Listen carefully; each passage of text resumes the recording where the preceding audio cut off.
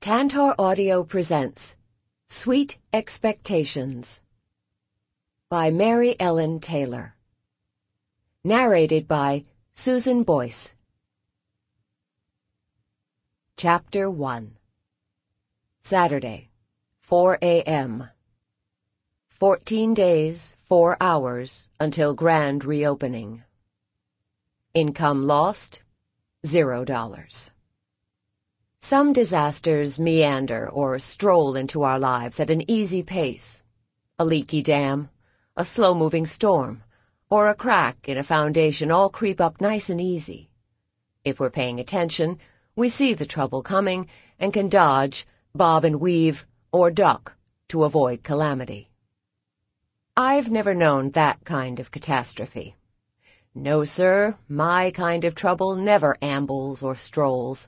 Nor does it saunter, promenade, simmer, or fester. My trouble steams into my life like a runaway freight train, a Cat 5 summer twister, or a sweeping avalanche. It strikes like a snake, hits hard, and takes no prisoners. Boom. Fast. Just like that. Disaster hits. Consequently, I'm now good at rolling with the punches, picking myself up and moving forward. I don't dwell on the past too much anymore. Eyes forward is my new motto. But as I clutched the little white pregnancy stick and stared at the test strip, willing a minus sign, I wasn't sure how I'd handle this jam. A baby wasn't like an expensive pair of shoes that needed returning, a bounced check, or a really bad hair perm. A baby was forever and ever. Threading fingers through my dark hair, I fought back the nausea and allowed a groan to rumble in my chest as I thought about my boyfriend, Gordon. We'd broken up last year. It had been a bitter, sad breakup, leaving me far more wounded than I could have imagined. I tried to move on with life, but regrets over Gordon always lingered. In the last month, we'd both landed back in Alexandria, trying to rebuild broken careers, and somehow we'd found our way back to each other. There were days when our rekindled love touched on miraculous. However, in a bid to be mature and thoughtful about our newfound love, we'd not re-established relations, if you know what I mean. No nookie, no sex. We were going slow. Didn't want to upset the apple cart. Friends before lovers kind of situation, because the first time we'd been together, the sexual attraction had been hot and furious. Couldn't keep our hands off each other kind of sex. We were intimate by the second date, and had moved in together after a month. Gordon had asked me to marry him by week 6, and by week 9, I'd freaked out over the looming commitment and pushed the self-destruct button on us. So this time, the theme was slow and easy. Don't get me wrong. Since our reunion, sex had been on both our minds. Big, big time. Old sparks still flickered bright and hot. However, Gordon was the one staying strong, suggesting we nurture a friendship before we jumped into bed. I didn't like it, but I understood. Gordon wanted me to be sure about him enough as a friend as well as a lover. A simple concept, except for the fact I'd just peed on a pregnancy stick. Gordon and I had officially broken up last year, and officially gotten back together 4 weeks ago. A muddled middle filled the months we'd been apart, and halfway through our separation, exactly 4 months ago, I'd made a less-than-wise choice I thought was forgotten forever. I stared at the still white window of the stick. If it went nuclear pink, it meant I was 4 months pregnant. I didn't need a calendar or any fancy guesswork to know the day. March 21st. It was my last night in my Washington, D.C. apartment. The financial management company I'd worked for had gone under overnight, a casualty of the mortgage market. The job prospects were slim, so I'd yielded to pressure from my mother and agreed to come home for a few months and manage the family bakery. My newly widowed sister struggled with the job, and in Mom's mind, it could be a win-win for everyone. I was not thrilled about the move. I loved my family, but the bakery held bitter memories of a birth mother who had abandoned me at the shop when I was 3 years old. Needless to say, my last night in Washington wasn't happy. Self-pity brimmed as I pined for the past and dreaded the future.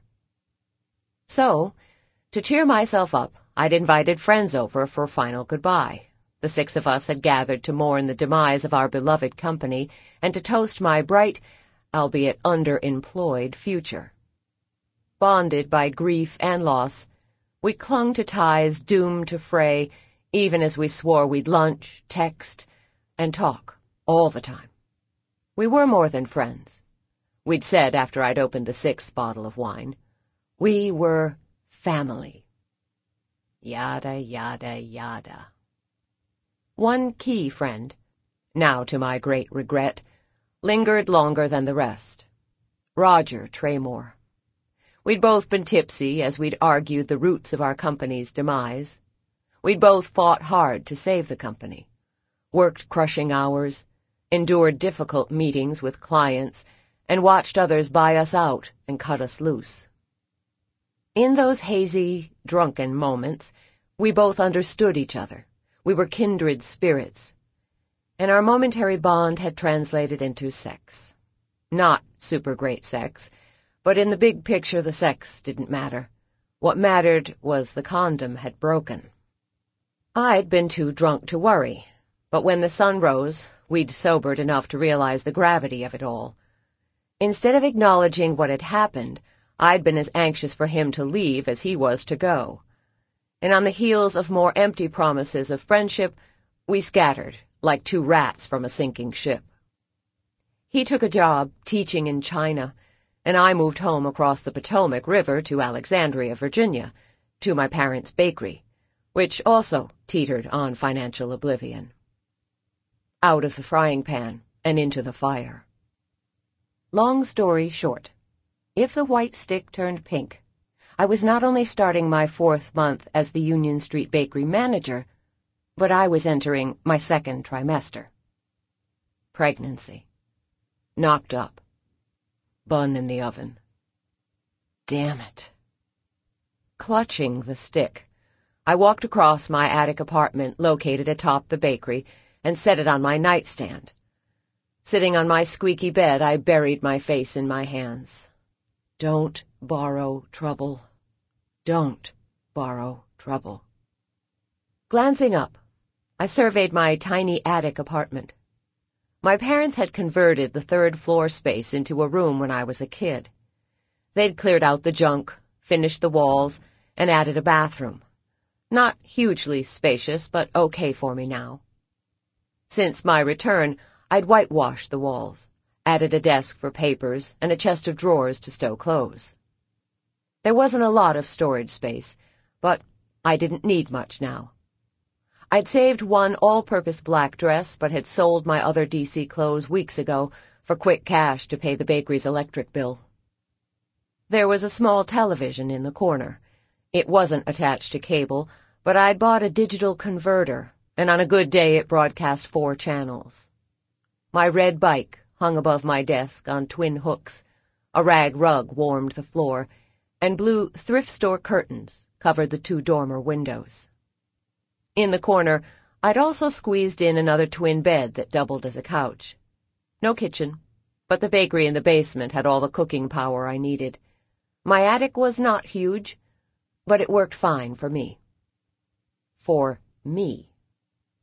Not me and a baby. I sat on my sofa bed, unmindful of the squeaky spring poking my backside, and switched on my nightstand light so I could stare at the strip under the bulb's glare. The white had turned a very faint pink tint, but it wasn't exactly dark pink. And I was pretty certain it was supposed to be a dark pink. The back of the box said, a pink plus sign indicated positive results. It didn't say faint pink or a little bit pink. No such circumstance as a little bit pregnant. How pink is pink enough? Damn. With a groan, I curled up on the side of the bed and stared at the stick, willing it to fade to white. It hadn't occurred to me until yesterday to buy a pregnancy test. I'd been walking by the Potomac River on the trail, trying to settle my stomach and doing my best to figure out when I'd had my last menstrual cycle. I'd missed last month, and the month before, but with the job loss and the transition, I chalked the delay up to stress. Unlike my sister's cycles, mine weren't totally regular, so I didn't get too worked up. I'd considered talking to Mom, but she was like my sisters. Like clockwork. Her biology wasn't mine. The fact was, no matter how much we loved each other, I was the daughter she'd adopted and not birthed. When I was 3, my birth mother had abandoned me in the bakery's outdoor patio. It had been Easter time, and the place had been a crush of tourists and regulars enjoying our very decadent hot-cross buns. Sheila McCrae, the hippie bakery shop owner, had spotted me sitting alone. She'd stopped her frenetic collection of dishes and trash and waited to make sure my mom was close. After several minutes, she realized my mother wasn't hovering close or standing nearby with a watchful eye on me. I was alone. My birth mother had vanished, leaving no traces or clues. There'd been a police investigation, but my birth mother had gone. So Sheila had folded me into her family as effortlessly as she folded whipped egg whites into a batter, and life had gone on for both of us as mother and daughter. Though Mom loved me, like her biological daughters, we did not share genetics. The only person to ask would have been my birth mother, whom I'd met for the first time months ago. Our recent reunion wasn't exactly storybook. She'd been clear she didn't want a relationship. She'd rebuilt her life with a husband and 2 young sons, and there was no room in it for me. She'd given me some biological information and had said she'd answer questions. But her sudden arrival into my life had left me stunned and had silenced the millions of questions I'd had as a kid. Now, as I stared at the light but not dark pink stick, the questions flickered to life. What was it like when she was pregnant, with my 2 half-brothers and me? Did she have morning sickness? Did her feet swell? How much weight did she gain? How was the delivery? Genetic time bombs in the family tree, maybe? Damn. Stupid stick. It had stirred up more questions for my birth mother, Terry, and more of my own unresolved emotions. Even if the stick stayed a light pink, today's stirring had disturbed the cauldron. So why exactly did she leave me? I'd never really gotten the question answered, other than she'd been young and troubled. Why do you love your sons, but don't want to see me again? I imagined them to be special young boys who gave her no trouble at all. I shook the stick, held it upside down, and then studied it again. No change. Me. Daisy Sheila McCrae. With a kid. The image simply did not compute. I'd never pictured myself with children. My sister Rachel had 2 of the cutest girls in the world, and I'd give my life for them.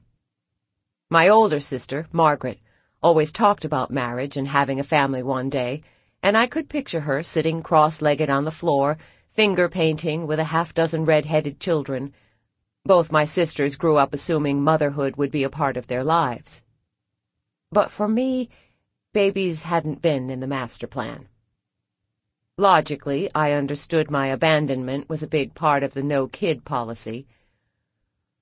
What if I made a baby and couldn't raise it? My mom always assured me I'd be a great parent, but the fear that I'd hurt my child never left. Some people say young children forget trauma, but they're wrong. We might not have words or vivid minute-by-minute memories, but we remember on a cellular level. And with no genetic background to review, making a baby was akin to Russian roulette. I know. We all play a form of the game when making a baby. But my genetics had been such an unknown for so long, a baby hadn't made sense. Since my reunion with Terry, I've gained a good bit of medical history and could trace back her family, my family, for several generations. I had more answers now than I ever did. But the extra knowledge wasn't enough to prepare me for motherhood. I glared at the stick. Was it a little more pink? Was it pink enough? One simple, direct answer is all I want. Yes or no. Footsteps sounded on the stairs leading to my room, and I glanced at the stick as if I feared it would somehow shout, "Daisy might be pregnant." I hustled into the bathroom, took one last look at the sorta pinkish center, and tossed the stick in the trash. Smoothing hands through my hair, I glanced at myself in the mirror and smiled. "If you were pregnant," I whispered, "then it would be bright pink. The box promised it would be pink within a minute, and it's been 5 minutes. Don't borrow trouble. There's no baby, and Gordon and I will be fine." "Daisy?" My sister Rachel's voice echoed from outside my door. "Be right there, Rachel." I combed fingers through my hair, pulled the rubber band from my wrist, and twisted and secured my hair in a topknot. A strained smile plastered on my face. I opened the door. Rachel was 8 inches shorter than me, had strawberry blonde hair, and her skin was 5 shades lighter than mine. Hers was a peaches and cream complexion that easily burned in the sun, whereas my olive complexion soaked up the rays.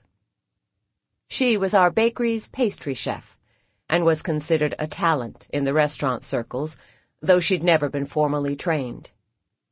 She'd wanted to attend an upscale cooking academy in Maryland, but financially my parents couldn't swing it.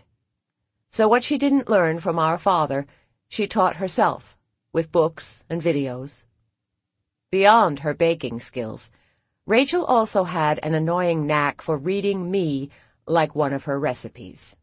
Her smile faded. "What's wrong?" I cleared my throat and shrugged my shoulders.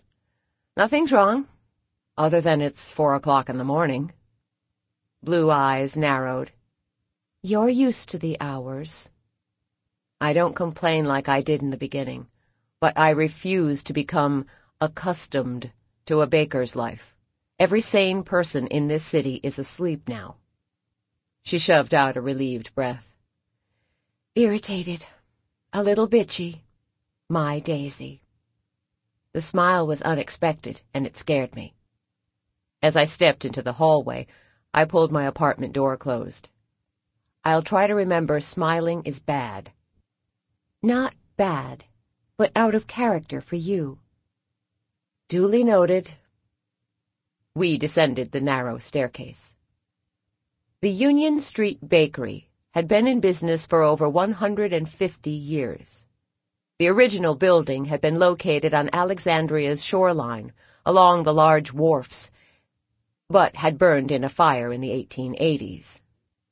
Our great-great-grandfather, Sean McCrae, and his wife, Sally, had rebuilt the business and moved it to the current location on Union Street. They raised 5 children here, and there'd been a McCrae in this locale ever since. Whereas 50 years ago, a bakery had been a daily stop for most, that wasn't the case anymore. Most folks these days did their shopping at grocery stores and rarely made a side trip to a mom-and-pop operation like the Union Street Bakery. We had our steady customers, and in the last couple of months had supplemented our income with several catering jobs. But the retail business had not really grown. People loved us, but they just didn't want to go out of their way for us. I'd come to realize that if we were going to survive, we had to reach out to some of the smaller grocery stores and get them to carry our goods. But to accomplish this, we had to correct logistical problems at the bakery first. The kitchen was located in the basement, a manageable obstacle if you had a strong guy like my late brother-in-law or my dad in his prime to carry the 100-pound sacks up and down the stairs. When Rachel had run the place alone, she'd gotten around the heavy lifting problem by ordering small bags of flour and sugar. But small translated into expensive. If we were going to show a higher profit, we needed to move the kitchen to the main level. We also needed a freezer. Until now, we made all our dough the day of or the night before. Fine for daily customers, but if we planned to expand, we needed a freezer to stockpile dough and cake. All this meant we needed a serious renovation, requiring that we close the shop for 2 weeks. It was a painful financial proposition, but necessary if we wanted to take the business to the next step. "You're looking a little rough this morning," Rachel said. "How do you look remotely human this time of day?" And she did. Rachel had a way of springing out of bed looking, well, perfect. Strawberry blonde hair in place, makeup on, and wearing T-shirts I'm pretty sure she ironed. "You make the rest of us look bad." She grinned. "I've made coffee." "Great." The idea of my favorite brew had my stomach flip-flopping as I moistened my dry lips. What I really craved was one of the ginger ales I'd hidden in the refrigerator downstairs.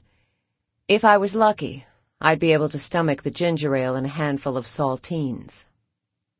I'd not been sick until just a couple of weeks ago, and the more I thought about my upset stomach, the more convinced I became it wasn't morning sickness but the flu. The good thing about my sickness was that it lasted all day, and I was fairly certain nausea associated with pregnancy was restricted not only to the mornings, but also the first trimester mornings. "Demo starts today," I said. Rachel somehow summoned a smile. "I bet it goes real smoothly." I held my index finger to my lips. "Shh. Don't speak so positively. You'll jinx us." She gently elbowed me. "You've got to learn to think positively." "Right." I shoved out a breath, already dreading the construction. To make room for the kitchen equipment in the basement, we needed to knock out my office wall. My office would move to my apartment, and the reclaimed square footage would hold the freezer and the basement ovens. One of the selling points of the Union Street Bakery was our brick oven. Located in the basement, it gave our breads a fine crust a conventional oven couldn't duplicate. This old oven would remain in the basement, because as much as I wanted to move it up to the main floor, the oven was grandfathered in by the city, and if we moved one brick, we'd have to demo it totally. And instead of building a new oven, we would patch the cracks in the side and hope it lasted a few more years. Our new head baker, Jean-Paul Martin, had arrived on our doorstep 4 weeks ago. He had proven himself to be a talented baker, but when he'd assured us he could tackle the renovation, I'd been skeptical. He'd fixed and built several brick ovens in his native France. He'd also framed several kitchens. Our project should take 10 to 14 days, he had promised. We'd lose one selling Saturday and would be back in operation by the second Saturday. "Ne t'inquiète pas, tu es un ordre." Don't worry, everything is under control. I remained skeptical when he told me his fees, which were dirt cheap. He'd barely make a dime off the job. but a dime was all I had to spare, so I'd agreed. The bakery's accounts had tipped barely into the black, and this downtime would land us back in the red. But 10 to 14 days was a survivable delay. We could do 2 weeks, but not a day more. He needs us to haul away all the pots and pans this afternoon, and then we remove the brick wall separating my office from the workspace. The plan is to save the old bricks, and then sell them. Jean-Paul says people pay for old brick. It was a simple and straightforward plan. Simple. I hate it when someone makes a simple plan. In my book, it's the equivalent of thumbing your nose at the fates. "Tell me what to do, and I'll do it," Rachel said. "First, we sell today, business as usual. Then we tackle the rest." We moved down the back staircase toward the kitchen. The building stood 3 stories tall, not including the basement where the baking was done. The shop took up most of the first floor. Rachel and her 2 daughters lived on the second floor, and the attic was all mine. There were times when the girls were running and playing on the stairs so that the noise grew annoying, but I reminded myself this was how people lived 100 years ago. Several generations under one roof. My dad had bought the building next door 30 years ago, when the city had fallen by the wayside and land was cheap. His friends thought he was crazy. They had been encouraging him to leave Alexandria, and he'd invested in more property. But Dad wasn't a quitter, and about that time he and a handful of folks pushed for a new plan for Alexandria. It didn't happen overnight, but these days the city enjoyed a steady stream of tourism.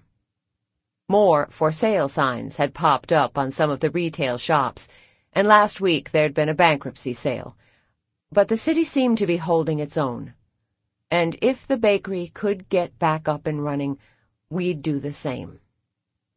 The sound of Jean-Paul's hammer striking brick reverberated up from the basement. Rachel cringed. "He said he'd wait until we closed at noon." Hammer hit brick. I winced. Maybe he's testing the wall. Preliminary wax. Her lips flattening. She shook her head. "He drives me crazy." My stomach tightened. The man is a master. He could bake wonderful bread out of the flour he sweeps up off the floor. But he doesn't stick to bread. He is telling me what pastries I should bake. Rachel had had issues with him last week over the menu. She'd wanted to keep several items her late husband had put in place, and Jean-Paul wanted them gone. I agreed with Jean-Paul, but had yet to tackle the menu with Rachel. The renovation had bought me some time, but the battle would tee up again when we reopened. We found Jean-Paul, a tall, wiry man with slicked-back dark hair, cigarette dangling from his mouth, poised over the basement brick oven. He had a chisel and hammer in hand, and he seemed to be studying the best angle of attack. "Jean-Paul, the city inspector will not let us alter the oven. If we do, then he will make us remove it." Jean-Paul's gaze remained on the oven. "I am taking out a brick or 2. The deal was no bricks. That is why I started early. I have never known an inspector to rise early, and by the time ours does, the repairs will be made, and no one will be the wiser." The smell of cigarette smoke and the coffee sent my stomach into somersaults, forcing me to brace. "Jean-Paul, no cigarettes in the kitchen." He raised his gaze, one eye squinting as the smoke trailed past. "It's not a kitchen today." "It's still a kitchen for a few more hours. Put it out." My stomach tumbled as I moved to the large stainless steel refrigerator and pulled an ice-cold ginger ale from the back. I popped the top and sipped carefully. The cool liquid soothed my throat, and for the moment my stomach handled it. Yesterday, I drunk the soda too fast, and it had come up within a matter of minutes. My stomach didn't love the first tentative sips, but had also not rejected them. Maybe. Sample complete. Ready to continue?